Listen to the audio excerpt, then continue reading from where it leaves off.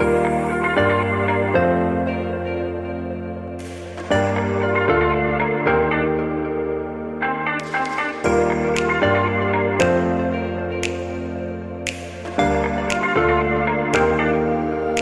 pagi teman-teman sejawat sekalian. Perkenalkan, nama saya Apoteker Sandi Nuraini.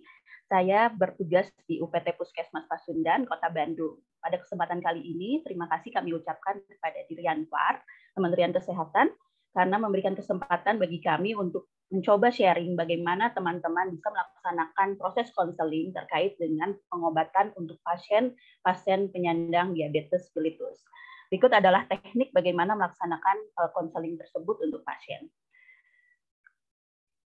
Yang akan saya gambarkan di pemaparan kali ini, yang pertama terkait dengan pendahuluan, kemudian yang kedua terkait dengan hambatan dalam proses pengobatan diabetes mellitus itu sendiri, kemudian yang ketiga bagaimana teknik seorang apoteker dalam melaksanakan konseling diabetes, dan yang terakhir alat atau media bantu apoteker dalam melaksanakan konseling diabetes. Berikut adalah pendahuluan. Seperti yang kita ketahui bahwa di dalam Perkeni tahun 2021 bahwa penyakit diabetes mellitus ini merupakan sekelompok penyakit dari metabolik dengan karakteristik hiperglikemi. Jadi ditandai dengan peningkatan gula di dalam darah itu sendiri yang dapat terjadi karena kelainan sekresi insulin, kerja insulin atau keduanya. Nah, diabetes mellitus ini tentunya menjadi penyakit yang sering kita kelola di Fasiankes tempat teman-teman sejawat berpraktek. Bagaimana kita bisa mengelola penyakit tersebut? Tentunya ada peranan dari seorang farmasi dalam melaksanakan kegiatan farmasi klinik.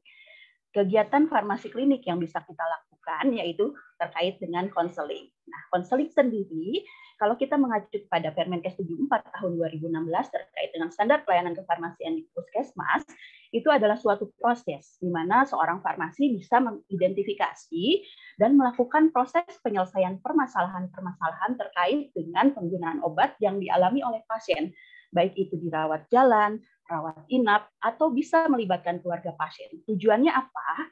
Yaitu untuk meningkatkan pemahaman dari pasien itu sendiri, yang tentunya goal tertinggi dari konseling adalah adanya perubahan perilaku dari pasien dalam proses pengobatannya. Berikut adalah hasil dari deklarasi State Vincent, WHO, dan International Diabetes Federation pada bulan Oktober tahun 1989, bahwa untuk para diabetesi atau penyandang diabetes ini yang ingin kita lakukan membutuhkan kerjasama, diantaranya adalah satu, kita ingin memperbaiki durasi dan kualitas hidup dari penderita diabetes atau kita sebut diabetesi. Kemudian kita juga ingin mendorong agar para diabetesi ini bisa bertanggung jawab terkait dengan penyakit yang dideritanya, serta menciptakan kemandirian dari diabetesi ini dalam mengelola penyakit DM yang dideritanya. Tentunya ini memerlukan kerjasama. Di antaranya di sini ada asuhan kefarmasian yang diperlukan agar deklarasi State Vincent ini dapat sukses atau bisa dialami oleh para diabetesi ini sesuai dengan yang ingin tujuan dari deklarasi State Vincent ini. Nah, sebelumnya saya ingin menggambarkan terkait dengan prediksi dari prevalensi untuk penyakit diabetes ini secara global, bahwa di South dan East Asia atau di Asia Selatan dan di Asia Timur itu sendiri pada tahun 2017 itu terdapat 82 juta penderita diabetes. Kemudian akan ada kenaikan di tahun 2045 sampai dengan 151 juta. Tentunya ini adalah salah satu sasaran yang dimiliki oleh seorang apoteker, bagaimana kita bisa berperan untuk membantu para diabetesi ini dalam memberikan asuhan kefarmasian.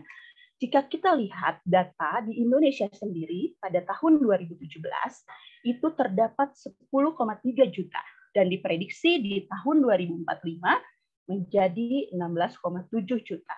Nah, ini merupakan tanggung jawab salah satunya dari tenaga kesehatan, yaitu apoteker untuk memberikan asuhan kefarmasian.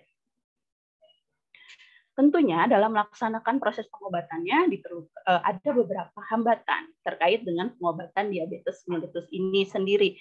Di antaranya itu bisa berasal dari sistemnya sendiri, kemudian dari kita sebagai tenaga kesehatan, atau itu dari pasien. Nah, yang kita soroti di sini terkait dengan kita sebagai seorang tenaga apoteker, bagaimana kita bisa mencegah hambatan-hambatan yang bisa terjadi dari melakukan asuhan kefarmasian bagi pasien-pasien atau diabetes ini. Di antaranya adalah kita kurang dalam melaksanakan proses motivasi atau harapan bagaimana kita melaksanakan farmasi klinik di puskesmas, di apotek, di rumah sakit, dan sebagainya. Kemudian terkait dengan SDM-nya sendiri, mungkin di situ ada kurangnya rasa percaya diri dari kita sebagai apoteker dalam menangani kasus diabetes ini sendiri, terutama untuk yang memiliki multiple pengobatan, atau terkait dengan kendala waktu dan sumber daya yang kita miliki di fasilitas pelayanan kesehatan kita, sehingga pada saat itu kita tidak bisa memberikan pelayanan kefarmasian atau pelayanan farmasi klinik berupa konseling kepada pasien-pasien DM.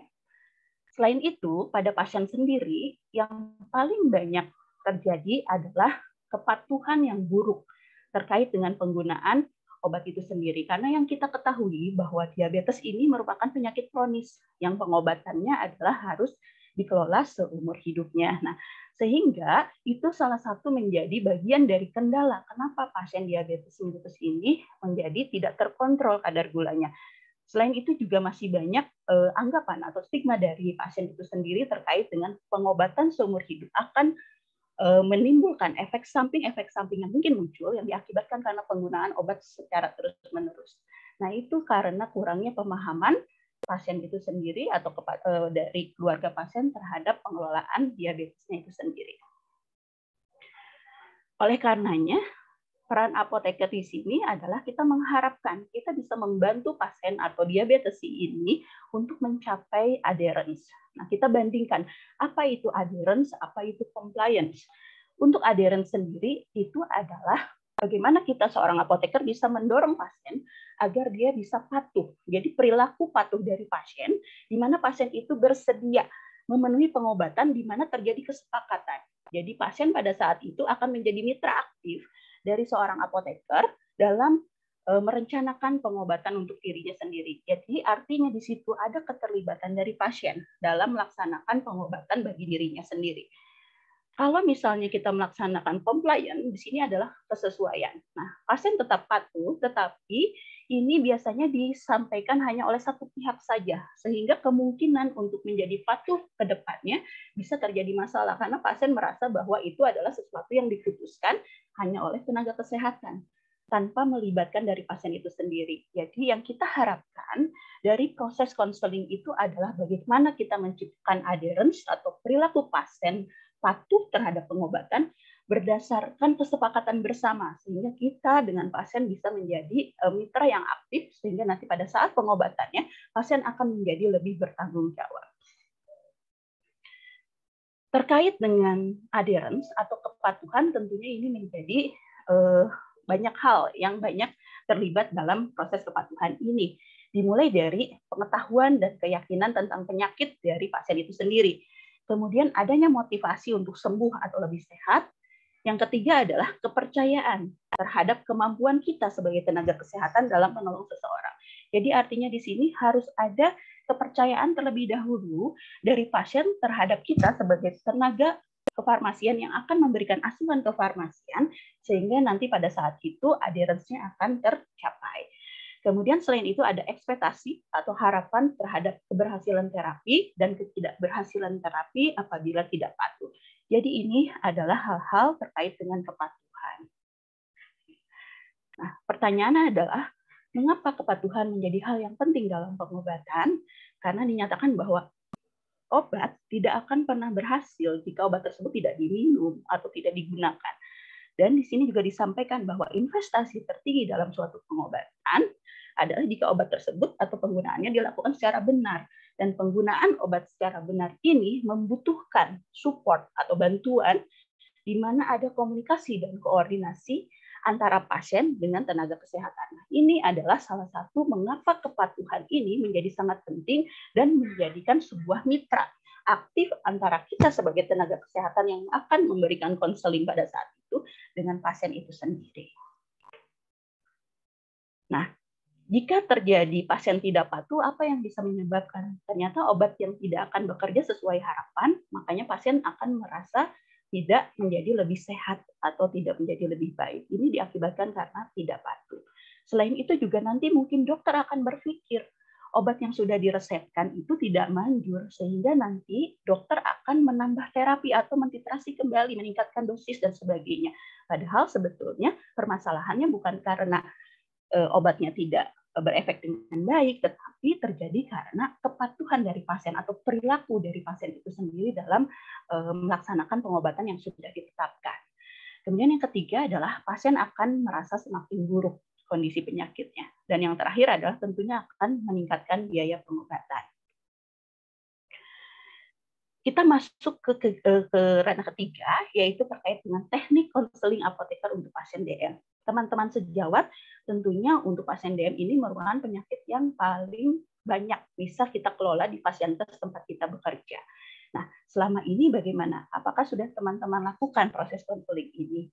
Nah, bagaimana teknik konseling ini? Tentunya ini jangan sampai kita terjebak dalam pelaksanaan konseling, tapi kegiatannya adalah hanya sebatas pelayanan informasi obat. Karena kita sampaikan bahwa konseling itu adalah proses mengidentifikasi. Jadi kita ingin betul-betul mengidentifikasi dan menilai ada atau tidak permasalahan-permasalahan yang mungkin muncul dari pasien ketika dia melaksanakan proses pengobatan. Meskipun misalnya pasiennya tidak menyadari, oleh karenanya kita harus pandai atau harus bisa menggali informasi sebanyak-banyaknya melalui teknik-teknik yang bisa kita sampaikan pada saat itu. Jadi artinya kita ingin menilai. Nah, ciri khas konseling itu ada 3' question. Tentunya untuk pasien DM ini ada pasien yang kita kategorikan sebagai pasien DM baru dan pasien diabetes lama. Tentunya ini memiliki treatment yang berbeda. Kalau untuk pasien baru kita bisa secara di awal memulai 3' question ini terkait dengan apa yang dokter katakan tentang mengenai obat ini, kemudian apakah dokter sudah sampaikan tentang cara pemakaian obat ini, atau apa harapan setelah melakukan pengobatan ini, itu adalah ciri-ciri dari 3' question untuk pasien baru. Tetapi kalau untuk pasien lama, artinya di sini ada proses maintenance, ada proses monitoring, ada proses di situ kita ingin melihat sejauh mana pasien sudah melaksanakan proses pengobatannya, sejauh mana ada keluhan atau tidak dalam proses pelaksanaan pengobatannya, baik yang dia sampaikan atau sesuatu yang nanti mungkin kita bisa kaji atau kita gali dan kita dapatkan ketika kita sudah menggalinya. Apa ada keluhan, bagaimana cara pemakaian obat selama ini, gitu ya. Itu adalah dua hal treatment berbeda terkait dengan penyakit yang sama, tetapi untuk pasien baru dan pasien yang lama. Di dalam fase konseling, seperti yang kita ketahui bahwa setelah kita melakukan proses pembukaan, setelah kita melakukan proses pengenalan dengan pasien, meminta izin dan sebagainya, sebetulnya ada 3 inti kegiatan dalam proses konseling ini. Dimulai dari 1 fase penilaian, kedua adalah fase perencanaan atau implementasi, dan yang ketiga adalah fase evaluasi. Di fase penilaian, teknik komunikasi yang paling tepat karena kita ingin menggali informasi sebanyak-banyaknya, itu harus mengemukakan pertanyaan terbuka yang sifatnya terbuka. Apabila kita ingin mengelaborasi, ingin meyakinkan, ingin menambah kembali apa yang sudah disampaikan oleh pasien, tentunya kita bisa menyebutkan teknik reflective question atau menanyakan kembali untuk mendapatkan gambaran yang lebih. Tujuannya itu adalah menilai pemahaman pasien. Kemudian yang terakhir, yang keempat adalah menggali banyak informasi dari pasien. Artinya ketika kita sudah banyak menggali di fase penilaian ini akan menjadi sebuah rencana untuk konseling tahapan selanjutnya, yaitu ada di tahapan fase perencanaan dan implementasi. Artinya, dari seluruh jawaban pasien itu akan kita jadikan sebuah rencana edukasi di fase berikutnya. Fase berikutnya adalah fase perencanaan. Di sini yang aktif dalam melaksanakan proses edukasi adalah apoteker. Di fase penilaian adalah kita menggali yang aktif pasien, tetapi kita gunakan tekniknya. Kemudian yang kedua adalah fase perencanaan atau implementasi, yang dibutuhkan adalah kemampuan dari seorang apoteker untuk mengedukasi. Goals-nya adalah pasien bisa merubah perilaku dari pengobatannya sehingga kepatuhan atau adherence dalam pengobatannya bisa meningkat. Nah, tekniknya seperti apa? Ada komunikasi secara verbal, kemudian ada komunikasi nonverbal, kemudian kemampuan kita dalam mendengar. Terakhir adalah fase evaluasi. Di tahapan fase evaluasi itu kita ingin memastikan apakah pasien atau keluarga pasien itu paham terkait dengan pengobatannya. Biasanya tindak lanjutnya adalah kita meminta pasien untuk meringkas poin-poin apa yang sudah kita sampaikan di beberapa fase sebelumnya. Baik, kita masuk ke fase penilaian. Di fase penilaian atau open-ended question, ini adalah pertanyaan terbaik untuk kita dalam memulai sesi edukasi. Di sini membutuhkan partisipasi maksimal dari pasien. Jadi artinya di sini pasien harus bisa tergali informasinya. Nah, di sini berperanlah sebagai apoteker yang bisa menjadi pendengar yang baik agar kita dapat menilai pemahaman dan pengetahuan pasien. Tujuannya apa? Tadi untuk fase berikutnya, menentukan rencana edukasi dari hasil fase penilaian. Contohnya, untuk pasien-pasien baru penyakit diabetes mellitus, bisa kita tanyakan kepada Bapak atau Ibu, bisa ceritakan tidak terkait dengan penyakit diabetes mellitus yang Bapak yang alami ini atau tidak. Itu mungkin untuk pasien-pasien yang baru. Atau Bapak Ibu bisa disampaikan tentang obat-obat apa yang akan Bapak Ibu minum tadi berdasarkan yang dokter sampaikan gitu. Tapi untuk pasien lama, karena kita ingin memonitoring bagaimana kita pantau penggunaan obatnya, kita bisa tanya adherence mereka seperti apa dengan mengatakan pertanyaan terbuka seperti, Bapak Ibu jika lupa nih minum obat, apa yang Ibu Bapak lakukan? Itu adalah salah satu pertanyaan yang bisa kita sampaikan untuk menggali dari adherence dari Bapak Ibu sendiri penderita diabetes ini.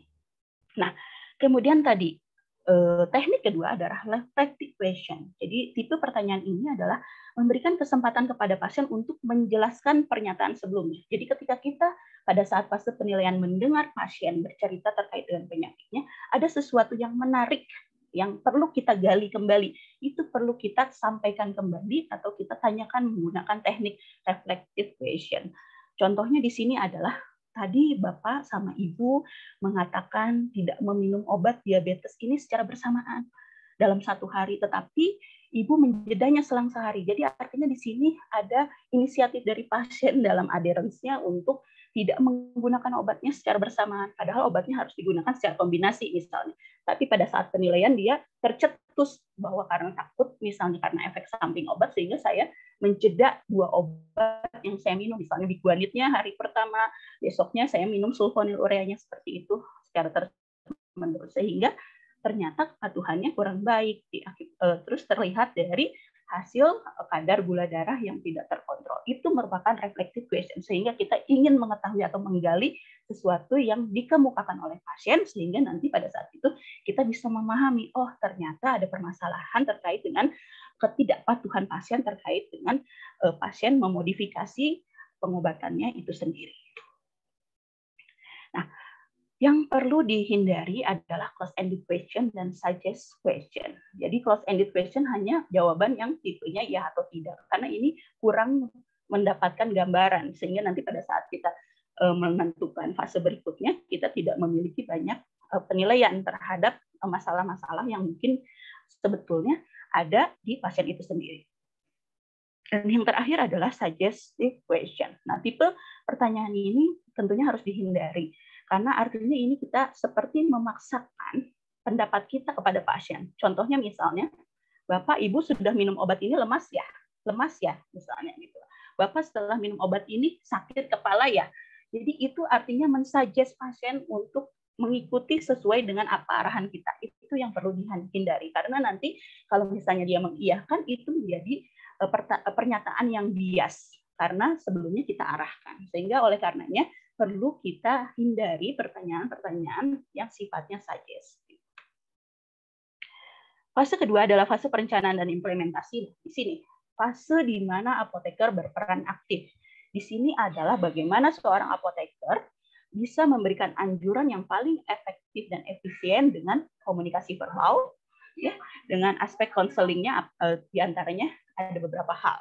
Nah, komunikasi verbal, konselor harus menggunakan bahasa yang baik dan mudah dimengerti. Artinya kita sebagai seorang farmasi harus menempatkan diri kita bagaimana berkomunikasi secara baik dengan lawan yang akan kita berikan konselingnya. Siapa?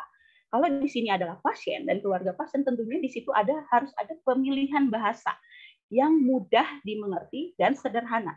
Sehingga apa? Sehingga nanti pasien atau keluarga pasien lebih mengerti apa yang kita sampaikan. Nah, terkait dengan aspek konseling, biasanya yang kita masukkan di sini terkait dengan deskripsi, kekuatan obat, waktu penggunaan, cara penggunaan, mekanisme kerja, dampak gaya hidup, penyimpanan, interaksi, dan efek samping. Nah, ini terkait dengan diabetes mellitus itu sendiri. Yang harus kita sampaikan terkait dengan fase edukasi di fase perencanaan implementasi ini, yang pertama terkait dengan penyakit DM-nya. Nah, berarti kita ingin menyampaikan bagaimana itu diagnosis DM. Kenapa Bapak dan Ibu tuh bisa dinyatakan bahwa Ibu Bapak ini menderita diabetes untuk pasien baru. Etiologinya seperti apa, pengelolaannya seperti apa. Nah, bagaimana peran apoteker di sini terkait dengan hal itu? Yang pertama, kita bisa membantu dokter menjelaskan definisi penyakit diabetes ini dengan bahasa yang sederhana. Kemudian membantu pasien mengenali gejala hiperglikemia. Jadi kita sampaikan jika misalnya pasiennya itu masih belum bisa menyadari karena dia tidak menyadari bahwa sebetulnya gejala-gejala itu adalah mengarah ke diabetes, artinya di situ kita harus menyampaikan sehingga pasiennya harus paham terlebih dahulu dengan penyakitnya sebelum dia akan membuat komitmen dengan kita sebagai mitra untuk membahas pengobatannya. Artinya dia harus menerima terlebih dahulu penyakitnya. Sebelum dia menerima, tentunya dia harus kenal dengan penyakitnya. Jadi pada saat itu juga kita membantu pasien mengenali gejala hiperglikemia. Kemudian yang ketiga adalah mengedukasi pasien untuk menerima kondisi diabetes. Jadi ketika dia dinyatakan diabetes, pada saat itu pasien baru, artinya kita sampaikan pada pasiennya bahwa berdasarkan hasil laboratorium di mana kadar gula darah puasa ibu sekian, HbA1c ibu sekian, kemudian gula darah PP ibu sekian gitu. Ini terindikasi penyakit DM. Sehingga pada saat itu pasien bisa menerima bahwa berdasarkan hasil laboratorium dan berdasarkan gejala-gejala yang dia rasakan. Pada saat itu juga kita harus bersifat merangkul pasien. Karena apa? Karena dengan proses merangkul pasien itu nanti pasien akan merasa bahwa kita ini aware atau kita ini bersifat empati kepada pasien. Sehingga pada saat itu nanti dia akan bersama-sama dalam melakukan proses pengobatannya dalam pengelolaan diabetes yang dia penyakit yang dia ada di dalam dirinya berdasarkan hasil diagnosis dokter. Kemudian kita juga pada saat itu juga harus menjelaskan terkait dengan komplikasi penyakit DM. Karena yang paling dikhawatirkan dari diabetes ini adalah komplikasi-komplikasi yang sifatnya bisa akut maupun kronis, baik itu mikrovaskular maupun makrovaskular. Jadi di situ kita bisa membantu tenaga kesehatan lainnya dalam mengedukasi pasien tentang komplikasi yang sifatnya akut atau kronis dari penyakit DM. Kemudian membantu pasien mengenali gejala terjadinya komplikasi akut dan kronis pada penyakit DM. Setelah kita membantu pasien mengenali gejalanya, tentunya kita ingin mengedukasi pasien gimana nih mencegah biar tidak terjadi komplikasi. Gimana nih caranya biar tidak terjadi komplikasi secara kronis. Kemudian pada saat itu juga kita bisa mengelola komplikasi akut dan kronis untuk pasien-pasien yang sudah terjadi komplikasi pada penyakitnya. Di situ adalah terkait dengan komplikasi penyakit DM. Kemudian yang ketiga terkait dengan terapinya. Nah, ini terapinya jangan lupa karena kita juga untuk diabetes mellitus itu sangat dipengaruhi oleh terapi non farmakologis dan farmakologis. Nah, bagaimana kita bisa memberikan edukasi terkait dengan penata laksanaan penyakit DM ini dari non farmakologis? Bagaimana dietnya, olahraga yang teraturnya, kemudian terapi farmakologisnya apa yang diberikan oleh dokter, apakah dia menggunakan obat diabetes oral atau dia sudah menggunakan insulin, kemudian mengedukasi pasien dan keluarganya tentang problem atau permasalahan-permasalahan terkait non farmakologi dan permasalahan-permasalahan terkait dengan farmakologi, baik itu efek samping, interaksi obat dan sebagainya. Jadi di situ ada proses edukasi. Dan yang terakhir adalah modifikasi gaya hidup. Kenapa harus dimodifikasi gaya hidup? Karena DM ini salah satunya bisa ditanggulangi, salah satunya atau dikelola dengan memodifikasi gaya hidup kita. Dengan obesitas, menghindari stres, merokok, minum alkohol. Jadi dalam mengedukasi ini kita dapat membantu pasien agar lebih bisa mengontrol kadar gula darahnya. Sehingga apa? Yang kita harapkan adalah tidak terjadi komplikasi. Jadi pasien memahami bahwa dengan dia memodifikasi gaya hidup, tentunya komplikasi tersebut tidak akan terjadi. Ya, teman-teman, seperti yang kita ketahui bahwa sebetulnya terapi dari diabetes mellitus ini bisa dikelola dengan satu, pengaturan makanan, kedua latihan, yang ketiga adalah komunikasi, informasi, edukasi. Salah satunya adalah asuhan kefarmasian yang bisa kita berikan kepada pasien. Kemudian dengan obat hipoglikemik yang dapat menurunkan kadar gula dan atau cangkok pankreas. Nah, tentunya ketika kita melakukan proses konseling, di situ juga kita harus memberikan harapan kepada pasien bahwa ada target keberhasilan yang bisa dirasakan oleh pasien ketika misalnya pengobatannya baik, gitu ya. Jadi kita sampaikan bahwa ada target ABC yang kita ketahui. A itu terkait dengan A1C, berarti antara kita untuk melihat nih kadar glukosa darah dia di dalam darah selama 2-3 bulan itu ada berapa. Jadi idealnya adalah kurang dari 7%. Itu nanti kita sampaikan, oh ternyata pada saat konseling berikutnya kita lihat hasil ABH1C ibunya sudah kurang dari 7%. Oh baik Bu, gitu. Jadi kita appreciate di situ. Di situ nanti akan menimbulkan motivasi yang lebih dari pasien ketika kita menyampaikan target keberhasilan itu sendiri, atau menjadi suatu warning ketika misalnya nanti kita mendapatkan konseling berikutnya ibunya atau bapaknya tidak sesuai, nanti kita bisa memberikan informasi lagi, kita gali kembali di fase penilaian kenapa nih data-datanya dari hasil profil laboratoriumnya masih belum menunjukkan nilai sesuai dengan targetnya, sehingga nanti dia akan termotivasi kembali untuk menyesuaikan dengan target. Karena apa? Karena dia ingin memotivasi dirinya agar kualitas hidupnya menjadi lebih baik, seperti itu. Kemudian gula darah puasa GDP itu 80 sampai 130. Nah, itu juga bisa kita sampaikan. Jadi artinya di sini adalah seorang apoteker harus memahami target keberhasilan dari terapi diabetes ini. Tujuannya apa? Nanti kita sampaikan kepada pasien.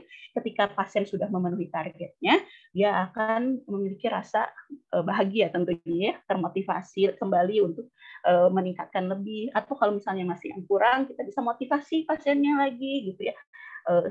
Agar apa? Agar terhindar dari komplikasi-komplikasi yang sifatnya akut maupun kronis. Kemudian yang B terkait dengan blood pressure, karena kalau diabetes ini hubungannya dengan tekanan darah, dengan kolesterol, tentunya ini dapat mengurangi resiko-resiko komplikasi sifatnya mikrovaskular. Ada diabetes yang stroke diakibatkan karena tekanan darahnya tinggi, karena penyakit DM itu tidak terkontrol dan tekanan darahnya tidak terkontrol, kemudian gagal jantung dan sebagainya. Kemudian yang C adalah kolesterol atau profil lemak. Jadi kita bisa bedakan LDL, HDL, dan TG-nya. Kita harus pahami berapa nilai normalnya, sehingga nanti kita bisa sampaikan, oh Ibu, kalau misalnya nilainya kurang dari sekian, penurunan resiko komplikasi makrovaskularnya menjadi lebih minim, sehingga nanti penyakit yang biasanya mengikuti DM nih ketika kolesterol naik seperti jantung dan penyakit ginjal dapat dihindari. Tapi kalau misalnya dia lebih, berarti kita bisa kasih warning, hati-hati, nanti jantungnya seperti ini loh. Penyakit ginjal itu bisa terjadi diakibatkan karena DM itu tidak terkontrol, kolesterol itu tidak terkontrol. Sehingga ini menjadi suatu gambaran bahwa nilai yang sudah didapatkan dari profil yang dia dari laboratorium itu menjadi gambaran dirinya, sehingga dia merasa bahwa itu penyakit yang ada di dirinya.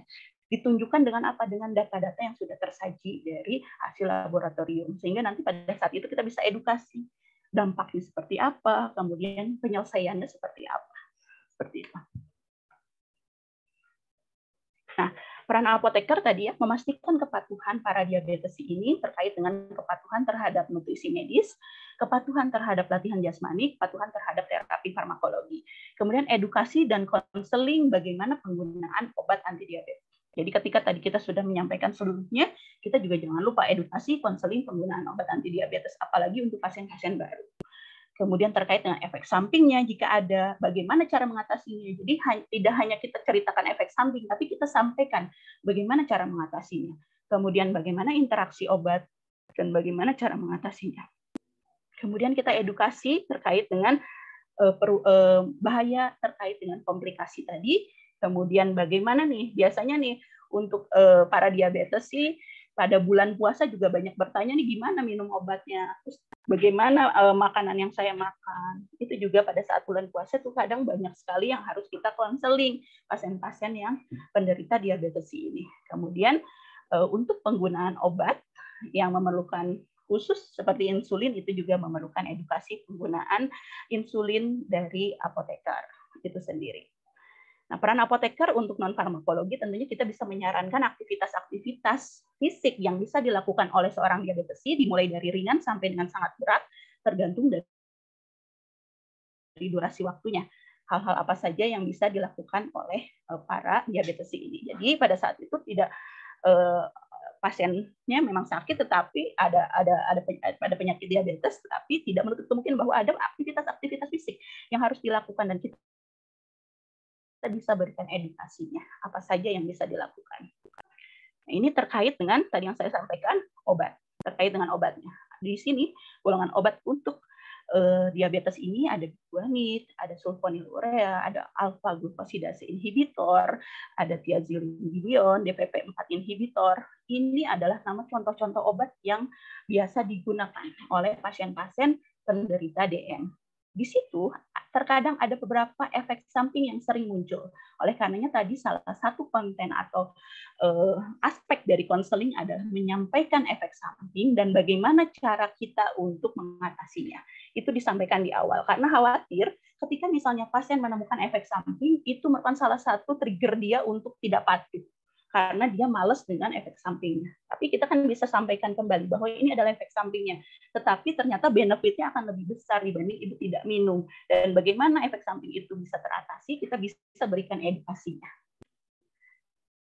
Nah, di fase perencanaan dan implementasi, yang kedua selain komunikasi verbal tadi, yang paling juga harus kita lakukan adalah bagaimana kita mengkomunikasikan secara nonverbal. Nonverbal ini merupakan salah satu komunikasi yang sangat dilihat oleh pasien. Tadi kita ingin menciptakan bagaimana pasien merasa nyaman, bagaimana pasien merasa percaya kepada kita sebagai tenaga kesehatan dalam membantu dia dalam mengelola diabetesnya. Tentunya ini bagaimana cara kita men-treat pasien dalam mengkomunikasi secara nonverbal. Di sini, komunikasi secara nonverbal ini seperti bagaimana kita menunjukkan atensi kita kepada pasien, memandang wajah pasien selama konseling berlangsung. Kemudian kita menghindari gerakan-gerakan yang tidak penting pada saat kita mendengar pasien. Kemudian kita juga mengangguk setiap pasien memberikan pernyataan gitu ya. Kemudian nada suara kita juga tidak boleh terlalu tinggi gitu ya, teratur dan sebagainya. Dan pada saat itu kita siapkan sarana atau prasarana yang mendukung seperti ruangan khusus terutama untuk pasien-pasien yang di mana dia penyakitnya tidak ingin diketahui orang lain atau tidak nyaman jika misalnya terlalu banyak didengar oleh banyak orang. Kemudian kembali lagi pada kita bagaimana sikap profesional kita dalam melayani pasien tentunya dengan cara berpakaian kita yang baik. Tentunya di sini ada rumus komunikasi yang sering kita ketahui bahwa kita harus bersikap rich, singkatan dari respect. Kita respect kepada pasien, kita bersifat empati, kita audible, pendengar yang baik. Dalam menjelaskan kita harus jelas, clarity. Kemudian kita harus bersifat humble pada pasien. Terakhir adalah fase evaluasi, teman-teman. Di fase evaluasi ini, tentunya ini adalah fase yang sangat penting. Kita ingin memastikan apakah keberlangsungan teknik konseling kita yang dimulai dari fase penilaian, fase perencanaan, dan implementasi itu sudah berjalan dengan baik atau tidak. Jadi kita ingin memahami apakah pasien sudah paham tidak apa yang kita sampaikan tadi. Artinya di situ kita ingin menggali kembali, meminta pasien biasanya untuk meringkas poin-poin penting yang tadi kita sampaikan. Bapak dan Ibu, khawatirnya saya ada yang terlewat. Pada saat tadi konseling, Bapak Ibu bisa nggak sampaikan lagi poin-poin kritisnya seperti apa? Atau kita bantu misalnya dengan clue-clue, Bapak Ibu apa yang harus dihindari? Kira-kira nih targetan Ibu jadi berapa nih kadar gula darah ke depan? Gitu. Nah, gimana nih biar targetan tersebut bisa sesuai atau bisa tercapai? Apa yang harus Ibu lakukan? Nah, minum obatnya seperti apa? Ini ada berapa obat Ibu? Nah, kalau Ibu lupa seperti apa, itu adalah hal-hal yang kita lakukan pada saat evaluasi. Jadi kita tanyakan kepada pasien, sehingga nanti pada saat itu ada pasien memberikan jawaban. Jika sudah benar, kita bisa apresiasi. Ketika pasiennya masih ada yang keliru, kita bisa betulkan. Sehingga nanti pada saat dia pulang, keluar dari ruang konseling, sudah sesuai dengan apa yang kita sampaikan. Karena di situ ada tahapan di mana kita mengevaluasi apa yang kita sampaikan dalam proses konseling. Terakhir adalah alat bantu konseling. Ini cukup sangat membantu kita sebagai seorang apoteker dalam menjelaskan. Tentunya sesuatu yang diperlihatkan secara visual, dipegang oleh pasien, dirasakan oleh pasien, dilihat, dibandingkan pembicaraan. Karena mendengar itu tentu ada keterbatasan dari pasien untuk mendengar. Sesuatu itu sangat diperlukan adalah alat bantu. Sifatnya ada yang print material, audio visual material, compliance aid, ada educational display. Ini contohnya, print material ini tentunya dapat menunjang atau meningkatkan kepatuhan pasien. Jadi pada saat kita menjelaskan di fase perencanaan, kita pada saat itu ingin menjelaskan terkait dengan terapi DM. Kalau teman-teman belum punya brosur atau belum bikin leaflet dan sebagainya, sekarang kan banyak tayangan-tayangan di YouTube yang menunjukkan atau mengedukasi terkait dengan pasien DM. Bagaimana perjalanan diabetes mellitus itu dengan berbagai macam gambar yang baik. Di situ kita bisa gunakan alat-alat bantu tersebut untuk menjelaskan, ibu ini adalah tubuh ibu, ini adalah pankreas ibu. Disinilah insulin atau zat yang bisa menghantarkan gula ke dalam tubuh ibu. Nah, tubuh ibu itu karena gulanya menumpuk di darah diakibatkan karena ini, Bu. Jadi kita bisa tunjukkan gitu. Tunjukkan berdasarkan gambar yang kita peroleh, kalaupun tidak memiliki gambarnya kita peroleh dari media sosial atau dapat dari internet dan sebagainya. Kemudian itu bisa memperkuat instruksi. Kita ingin menyampaikan instruksi, ibu harus minumnya seperti ini. Kita perkuat seperti itu ya dengan gambar, dengan leaflet, dengan brosur. Kemudian bisa juga menjamin keseragaman dan informasi yang akurat, dan berguna juga untuk kita sebarluaskan ke masyarakat luas. Itu terkait dengan print material atau audiovisual material. Di sini juga pasien dapat mengikuti sesuai kebutuhan. Dapat dipergunakan berulang-ulang pada situasi berbeda. Kemudian tapi memang memerlukan dana yang cukup besar, dan desainnya juga harus lebih artistik. Jadi di sini memerlukan modal. Tapi persiapannya cukup lama dan tidak praktis, tetapi kita juga sudah bisa memanfaatkan sebetulnya audiovisual material ini terkait dengan beberapa penyakit sudah banyak sekali diunggah di media sosial atau di internet. Nah, kalender obat juga ini juga bisa kita gunakan sebagai salah satu untuk menjamin atau membantu pasien dalam melakukan pengobatannya. Nanti kita lihat, kita pantau adherence-nya. Tetapi tentunya ini memerlukan biaya yang cukup tinggi. Ya, kalau misalnya kita pengadaan di tempat vaskes kita untuk satu pasien, terus kemudian ada berapa pasien diabetes di kita, ya tentunya itu memerlukan biaya yang cukup tinggi. Tapi kan sekarang juga sudah ada beberapa aplikasi terkait dengan kalender obat yang bisa kita sarankan untuk di-download seperti itu. Sehingga nanti pasiennya bisa ada reminder tuh terkait dengan obat yang harus diminum, dia input terlebih dahulu jam dia masuk, harus minum obat jam berapa, dan sebagainya. Nanti dia ada remind untuk minum obat jam berapa. Tentunya itu sangat membantu dalam proses adherence pasien. Baik, terima kasih. Mungkin itu saja yang saya sampaikan, teman-teman. Mudah-mudahan itu menjadi suatu masukan atau menjadi satu bahan untuk teman-teman melakukan teknik konseling di vaskes tempat teman-teman berkiprah. Demikian, mohon maaf apabila ada kesalahan. Saya tutup dengan Assalamualaikum warahmatullahi wabarakatuh.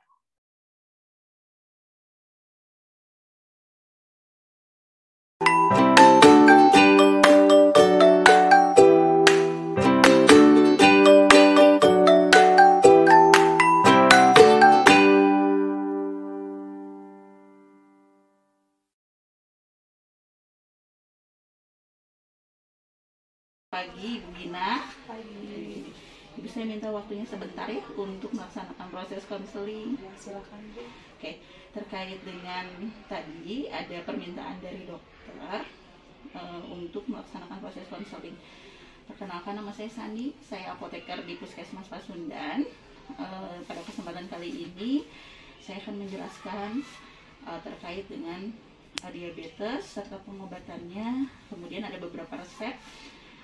Ada beberapa obat di dalam resep yang diberikan oleh dokter. Tentunya ini nanti akan saya tanya kepada Ibu terkait dengan masalah mungkin yang terjadi di pengobatan selama ini. Baik Ibu ya? Ya. Terima kasih. Ibu Gina, enaknya dipanggil apa nih? Ibu aja. Ibu aja, baik. Ibu Gina, betul tanggal lahirnya tanggal berapa Ibu? Mohon disampaikan. 30 Agustus 1980. Baik. Ini udah berapa kali konseling Ibu? Ini untuk yang kedua kali. Yang kedua kali. Oh, dulu pernah di konseling sebelumnya? Pernah 1 kali. Oke. Ibu betul menderita diabetes ya? Betul. Sudah berapa tahun Ibu menderita diabetes? Baru 1 tahun. Oh, baru 1 tahun ya? Baru 1 tahun sudah menderita diabetes. Sudah diobati selama 1 tahun ini? Sudah Ibu. Oh, sudah pernah diobatan. Pengobatannya langsung di Puskesmas Pasundan atau sebelumnya di Puskesmas atau di Vaskes lain? Di Vaskes yang Di lain. Vaskes yang lain. Sudah memanfaatkan Puskesmas Pasundan berapa lama Bu? Kurang lebih 3 bulan ini. 3 bulan ini. Baik. Ibu, tadi saya juga di sini dilampirkan hasil laboratorium serta ada beberapa catatan dari dokter. Jadi di sini saya sampaikan terlebih dahulu terkait dengan permasalahannya. Tadi dilihat bahwa Ibu pada hari ini juga sudah meriksakan pemeriksaan secara klinis darah. Gula darah sewaktunya berapa Ibu? 160. 160 ya. Kalau gula darah sewaktunya tadi berapa ya Bu? 200 Ibu. Oke, 200 mg DL ya. Kalau 2 jam setelah puasanya? Tadi 160. Masih 160. Dilihat HbA1c-nya berapa bulan yang lalu diperiksa Bu? 3 bulan. 3 bulan yang Nilainya 7,8 ya Bu. Ibu ya, jadi seperti ini. Ibu sebelumnya apakah sudah mengenal terkait dengan diabetes?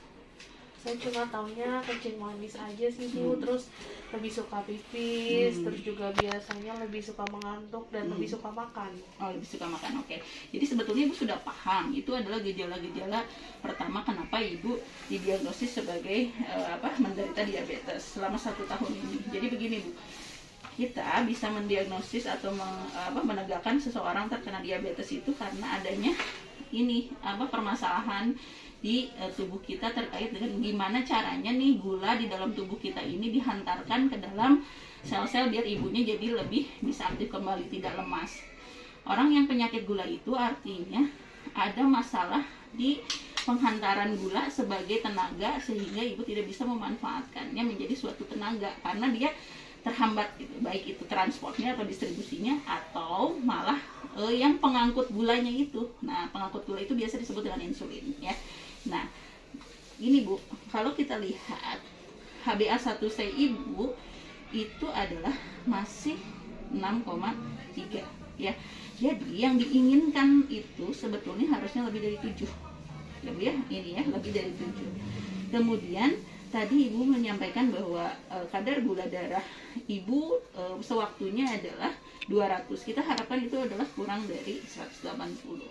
Jadi itu adalah beberapa hal yang menjadi targetan dari pengobatan diabetes. Nah, gimana nih caranya biar targetnya ini bisa tercapai? Tentunya yaitu salah satunya adalah dibantu dengan pengobatan. Nah, pengobatan itu selain yang sifatnya dengan obat, ada juga yang bisa dengan gaya hidup.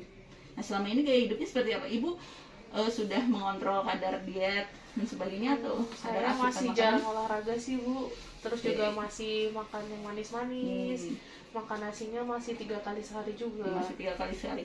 Jadi belum ada, apakah sudah ada upaya untuk menguranginya atau seperti apa? Belum Bu, Belum sejauh ada. ini sih belum. Sejauh ini belum ada. Jadi begini ya Bu ya. Jadi artinya ketika kita akan melakukan proses pengobatan, kita harus paham terlebih dahulu Bu terkait dengan apa sih diabetes tadi yang saya sampaikan. Kemudian penyebabnya itu seperti apa? Salah satu penyebabnya itu adalah gaya hidup. Di mana gaya hidup itu diantaranya adalah kita terlalu banyak memakan makanan yang tinggi karbohidrat yang mengandung gula. Ya, itu mungkin kalau lihat dari usia, Ibu kan masih di 40-an ya, 40 lebih ya, 45. Ini adalah usia-usia yang masih produktif. Jadi ketika masih produktif mungkin pola makan ibu juga masih terlalu, ya masih banyak ya, masih nafsu makan ya Bu ya. Oke, saya juga paham terkait dengan itu. Cuma memang ada beberapa hal yang bisa kita ubah ya. Kita bisa ubah untuk mengurangi permasalahan yang diakibatkan oleh DM. Di antaranya adalah komplikasi. Yang kita khawatirkan kan komplikasi. Ibu kan punya darah tinggi, sekarang punya diabetes juga. Nah, yang takut dari yang paling kita khawatirkan dari gejala diabetes itu adalah komplikasi-komplikasi yang mungkin terjadi. Salah satunya ciri-cirinya diantaranya adalah tadi kesemutan, ya, sakit-sakit di ujung tangan, kemudian kaku-kaku. Itu bisa diakibatkan karena salah satu komplikasi. Gimana coba? Karena kan gula di dalam tubuh kita itu kental, ya. Kalau terlalu banyak gula di dalam tubuh kita, darah menjadi kental. Diperlukan jantung untuk memompa, tenaganya berarti harus lebih kuat. Ketika jantung memompa lebih kuat, tentunya tekanan darah juga diperlukan untuk semakin tinggi. Jadi itu hubungan antara gula dengan tekanan darah. Nah, artinya apa? Yang harus dikhawatirkan adalah khawatir terkena ke jantungnya. Nah gitu. Oleh karenanya gimana? Ya kita bisa kontrol itu semua ya. Salah satunya adalah dengan gaya hidup. Yang kedua adalah dengan mengatur atau mengikuti petunjuk dari dokter terkait dengan obat. Tadi saya mendengar bahwa ada beberapa hal yang menjadi kekhawatiran ibu terkait dengan pengobatan. Seperti ini Bu, di sini sebetulnya sudah ada. Ini kan berdasarkan para ahli. Ya, jadi ini pengobatan berdasarkan para ahli bahwa penyakit diabetes itu bisa diobati dengan 1 obat, dengan 2 obat, dengan 3 obat. Itu tuh ada dasarnya Bu. Jadi ketika misalnya dokter tadi memberikan 2 macam obat karena melihat dari historis ibu atau sejarah ibu, setelah 1 tahun ternyata profil darahnya masih tinggi. Ketika masih tinggi, diuji cobakan dengan 1 terapi masih tinggi, dokter berdasarkan ini ya Bu ya, konsensus algoritma yang sudah ditentukan oleh para ahli, menambah 1 lagi jenis obat. Fungsinya buat apa? Yaitu buat mendekati targetan yang diinginkan, yaitu HbA1c-nya harus Diharapkan di bawah 7 ya Bu. itu yang diharapkan. Ya, jadi artinya obat yang diresepkan oleh dokter ini sebetulnya bukan karena berdasarkan sudah memperhatikan kebutuhan akan kondisi tubuh ibu sendiri. Dilihat dari apa? Parameter terukur, yaitu hasil lab. Gitu. Jadi artinya bukan sembarang. Kekhawatiran yang mungkin muncul di ibu diakibatkan karena kenapa kita terlalu banyak makan obat, itu bisa menyebabkan ginjal. Obat kalau digunakan secara semestinya itu menjadi obat. Tapi ketika obat tidak digunakan secara semestinya itu menjadi racun. Ketika ibu menderita diabetes, menderita hipertensi, menggunakan obat itu membantu. Jadi bukan menjadi racun. Malah ketika ibu tidak meminum obat akan memperberat kerja ginjal. Ginjal akan, ibu takut kan ginjal nih ya. Iya. Di dalam darah, ginjal itu kan buat filtrasi ya Bu ya. Iya. Keluar masuknya darah, disaring dan sebagainya. Ketika ginjal kita bekerja terlalu besar, karena apa? Karena darah kita terlalu kental. Karena apa? Karena kadar gula kita terlalu tinggi, ginjalnya yang malah akan rusak. Oh gitu ya Bu ya. Jadi justru harusnya saya minum obat dengan benar ya Bu. Iya, harusnya yang minum obat dengan benar ya Teh ya. Jadi ketika saya sampaikan seperti itu ya gitu. Pahami tubuh kita bahwa itu tubuh kita itu seperti itu. Jadi ginjal fungsinya buat apa? Ketika tubuh kita misalnya darahnya kental dan sebagainya, malah jadi memperberat kerja ginjal. Oleh karenanya, gimana nih caranya biar kadar gula kita atau kadar glukosa di dalam darah kita itu menjadi tidak kental? Yaitu caranya adalah mengikuti anjuran dari dokter dengan minum obat itu. Kemudian tadi disampaikan ibu kan menderita darah tinggi juga. Nah, ketika menderita darah tinggi itu juga digunakan obat-obatan sesuai dengan yang sudah diresepkan oleh dokter, harus secara baik. Karena apa? Karena itu khawatirnya nanti ketika misalnya darah tingginya tidak terkontrol, jantung menjadi salah satu komplikasi yang dikhawatirkan. Ya, nah ini ya. Jadi tekanan darah ketika kita menderita penyakit diabetes itu diharapkan adalah kurang dari 130/80 mm/Hg. Artinya apa? Agar mencegah terjadinya stroke Bu ya, gagal jantung ya, kemudian tadi ya yang diakibat gangguan penglihatan agak kabur, pusing dan sebagainya. Itu Bu. Jadi artinya apa? Target keberhasilan terapi DM ini berbeda, macam-macam. Salah satunya adalah untuk menghindari komplikasi ya. Kemudian nanti kita ukur dengan kepatuhan ibu dalam minum obat gitu. Terus tadi ibu sampaikan bahwa ada beberapa hal yang tidak ibu lakukan terkait dengan farmakologi. Sebetulnya ibu jangan khawatir. Ada anggapan orang diabetes tuh kalau olahraga itu takut lemas, ya. Iya. Kita itu bisa melakukan proses yang namanya aktivitas fisik. Aktivitas fisik itu ada yang ringan, ada yang sedang, ada yang berat, ada yang sangat berat. Kalau ibu tidak bisa melakukan yang sangat berat, bisa lakukan yang ringan saja. Ringan ini artinya dari segi apa? Dari waktu sama kegiatan yang dilakukan. Dari waktu, kurang lebih kalau misalnya sekarang ibu aktivitas apa?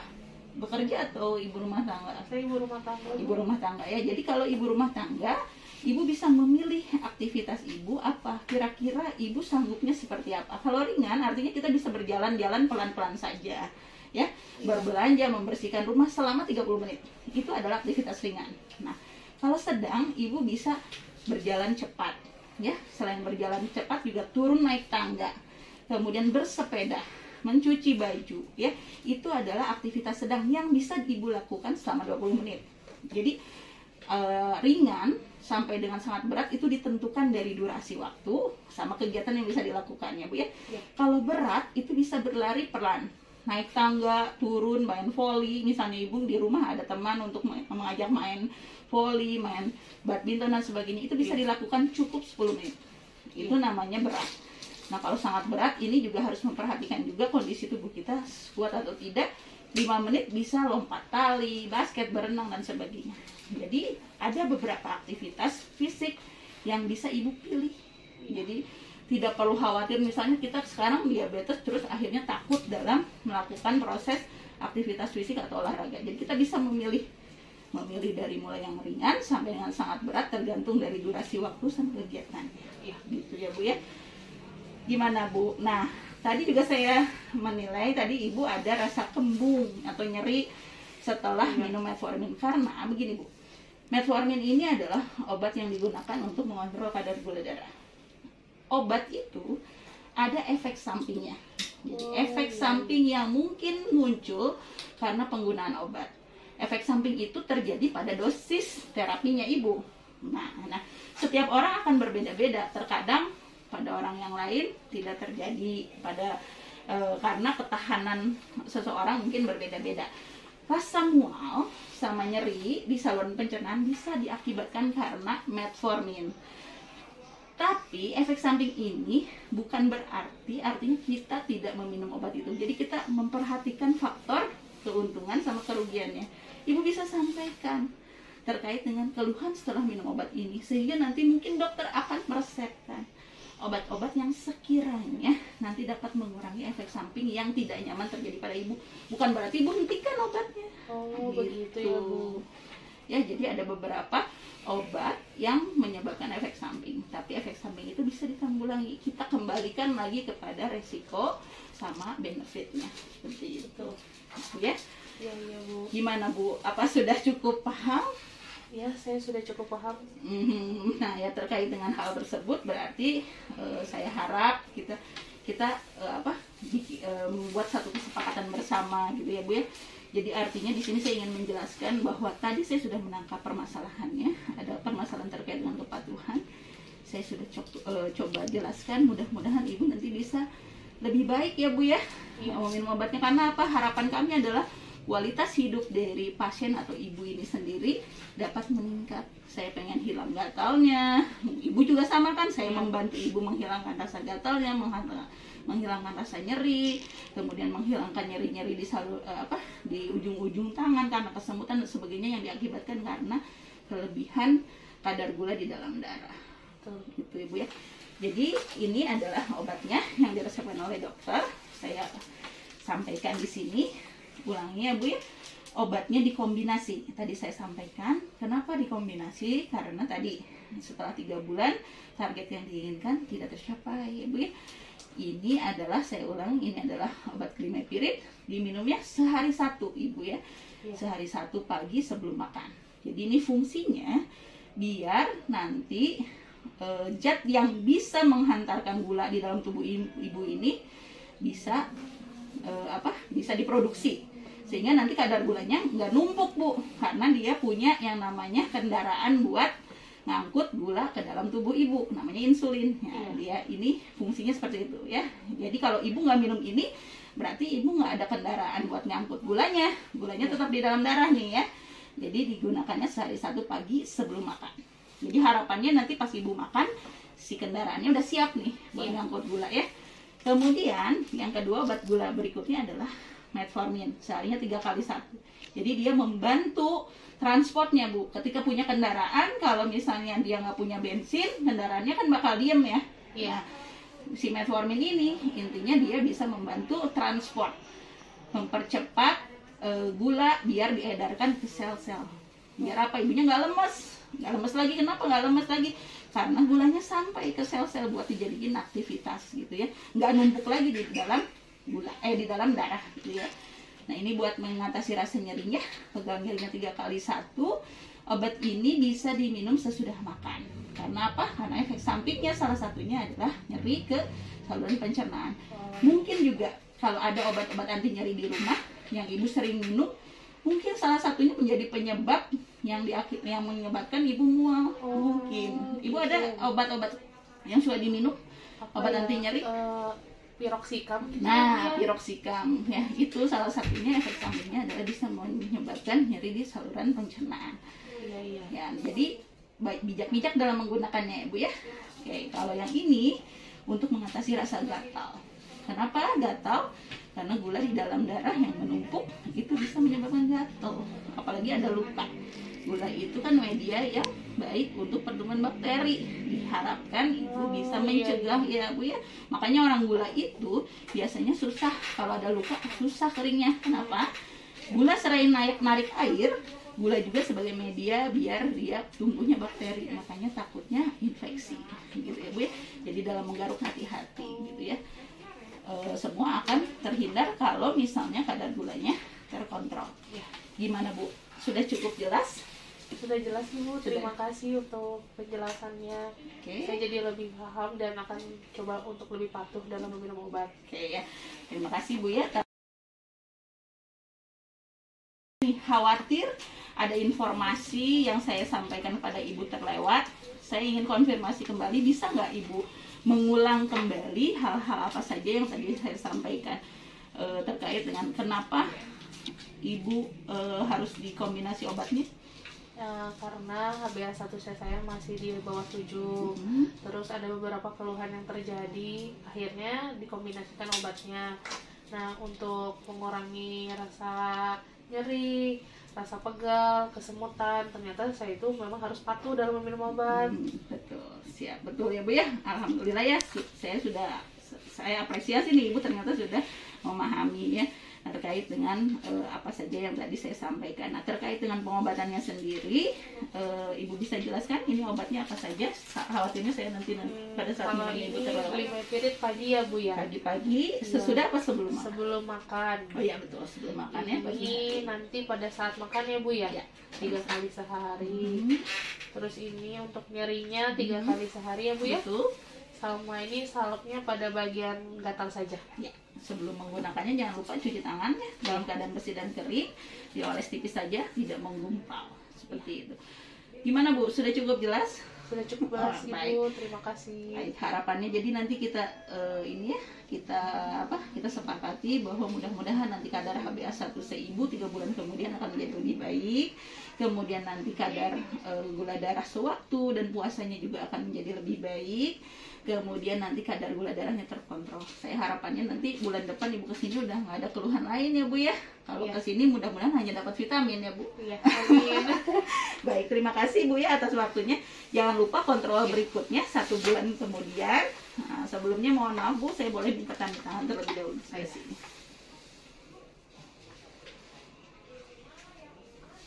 Baik, terima kasih Bu Hima waktu dan kesempatannya. Terima kasih. Assalamualaikum. Waalaikumsalam.